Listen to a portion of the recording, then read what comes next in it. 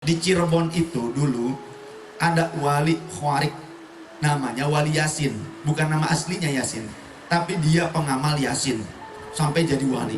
Ahli pengamal Riyadhah Yasinan sampai jadi wali. Makanya insya Allah nih di NU mah kaum Nahdiyin banyak yang jadi wali. Ya, Wali Yasin juga sama. Tiap malam Jumat.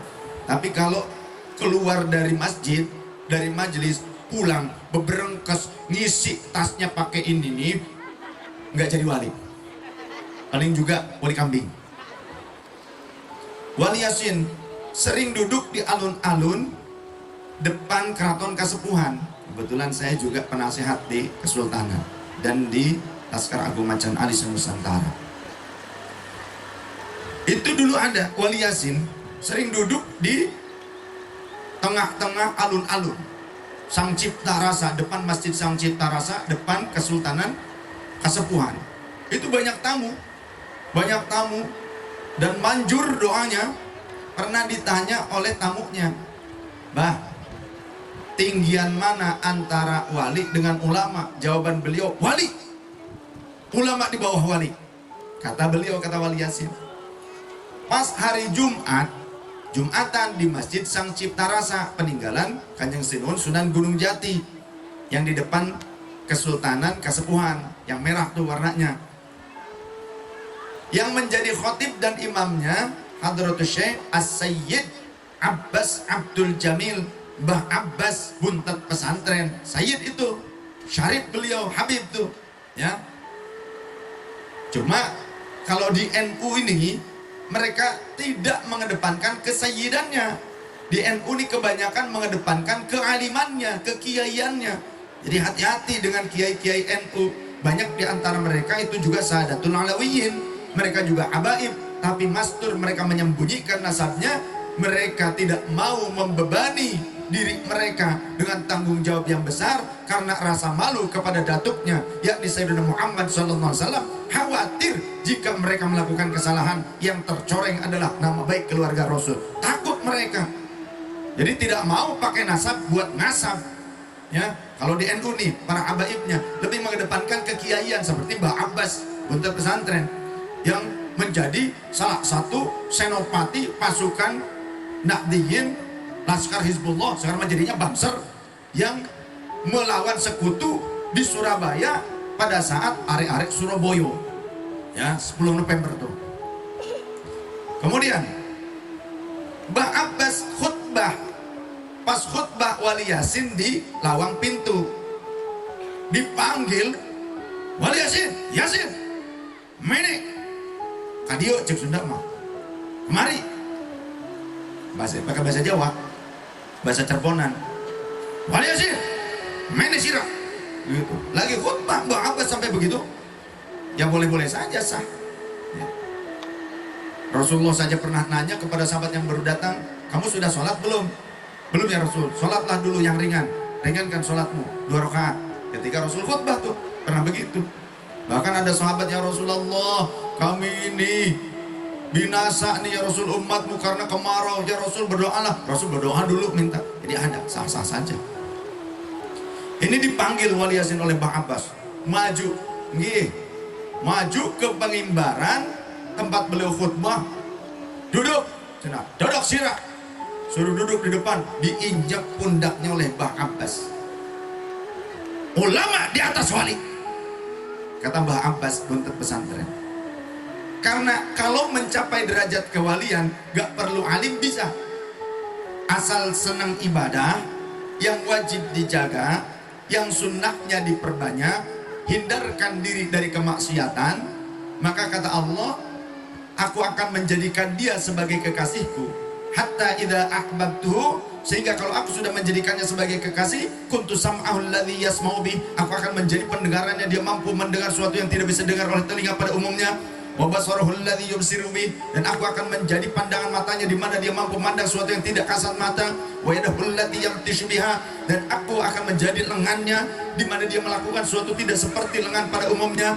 Wa rijlahul lati yamshi biha, dan aku akan menjadi langkah kakinya di mana dia bisa melangkah tidak seperti langkah kaki pada umumnya. Wa idza sa'alani la u'tiyannahu wa idza sta'adani la u'idannahu.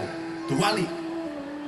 Cukup dengan apa? Kalimat awalnya, la ya mimma taradtu fihi. Tidaklah hambaku mendekatkan diri kepadaku yang tak henti-hentinya mendekatkan diri kepadaku, yang lebih aku cintai dari pendekatannya itu tidak ada yang lebih aku cintai ketimbang apa yang telah aku fardukan kepadanya. Wa ma yazalu 'abdi yataqarrabu ilayya bin nawafil. Dan tidaklah ketika dia hambaku mendekatkan diri terus-menerus kepadaku dengan memperbanyak amal sunnahnya, tiada lain kecuali aku akan mencintai dia. Kelanjutannya baru yang tadi kalimatnya. Kalimat awal lebih-lebih lagi, lebih-lebih menakutkan, mengerikan apa? Man adali waliyan faqad adantuhu bil harbi. Siapa yang menyakiti waliku, maka aku kobarkan peperangan.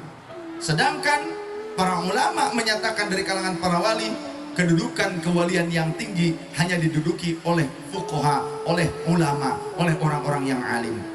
Nah, wali yang tidak alim, mereka tetap wali.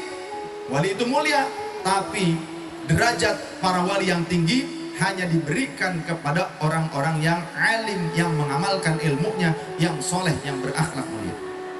Maka Mbah Abbas ketika menginjak lehernya Wali Yasin nangis dan minta maaf. Ngapunten, Yai, ngapunten, Yai, nangis kejadian-jadinya. Ulama di atas wali. Karena kata Imam Syafi'i, andaikan Allah tidak menjadikan fuqaha yang mengamalkan ilmunya sebagai wali, tidak akan ada orang lain yang menjadi wali. Karena apa? Orang lain menjadi wali karena bimbingan fuqaha. Harus paham. Jadi jangan kita salah mengambil rujukan. Kadang orang-orang zaman sekarang tuh nggak salah juga sih. Ada orang ngaku-ngaku madzhab, nggak beneran juga kadang. Asal ada orang berlagak madzhab supaya ditakuti oleh umat, jamaah takut kewalat lain ini itu sebagainya. Tapi ke kiai nggak punya adab, nggak punya perhatian, salah. Datang orang bergaya seperti madzhab padahal mencari duit supaya ditakuti orang. Ini banyak. Murid saya Qari Internasional Haji Asep Nur Yasin di Karawang, didatangi orang ngaku-ngaku habaib, ada yang berlagak seperti madzhab. Berapa orang satu mobil dari Jakarta, sampai masuk ke dalam kamar ngambil emas punya istrinya. Bilang ke saya setelah beberapa bulan berikutnya, astagfirullah, kata saya seperti itu. Jangan diam, ini melanggar hukum. Bagaimana kalau ada orang yang mencuri seperti itu mengataskan diri sebagai seorang habaib? Tangkap, kata Abah Lutfi. Ini sudah terjadi, ada beberapa orang sudah dipenjara. Kemudian di wilayah Tambun, Bekasi kalau tidak salah ada juga yang membuka praktek ini itu, kemudian ada di berita, tangkap juga. Ini urusan negara, tidak boleh asobiah. Siapapun, semuanya di mata hukum berkedudukan sama. Kalau di negara ini terjadi asobiah, fanatik, buta, rusak bangsa dan negara ini. Betul tidak? Tidak bisa. Penegakan hukum, supremasi hukum tetap harus berlangsung pada siapapun. Karena di dalam Riyadhus Shalihin kata baginda Rasul, inna ahlaka man qablakum, terjadi pada masa Rasulullah ada seorang wanita min Bani Makhzumiyah, dari Bani Makhzumi. Bani Makhzumi itu masih kerabat dengan Bani Hashim dan Bani Muthalib, masih bagian Quraisy, tapi sarqat mencuri. Tatkala mencuri, mereka bingung siapa yang akan menyampaikan kepada Rasul. Mereka berkata, cuma Zaid saja, Usamah saja yang bisa menyampaikan kepada Rasul, karena dia adalah hibbu Rasulullah SAW, orang yang dicintai Rasul, anak angkatnya Rasul. Maka fakallamahu Usamah, Sayyidina Usamah menyampaikan kepada baginda Rasul tentang berita ini. Apa yang terjadi? Rasulullah memerah wajahnya dan meregang urat kerongkongannya. Kemudian koma fahtatoba, Rasulullah berdiri dan kemudian Rasul berkata, berkhutbah, berorasi di hadapan orang-orang. Ayuhan nas, hai sekalian manusia, inna ahlaka man qablakum, sesungguhnya hancur luluh lantaknya kaum-kaum sebelum kalian, bangsa-bangsa sebelum kalian. Karena apa? Idza sarqa fihimud dhaif aqamu 'alaihi hadda.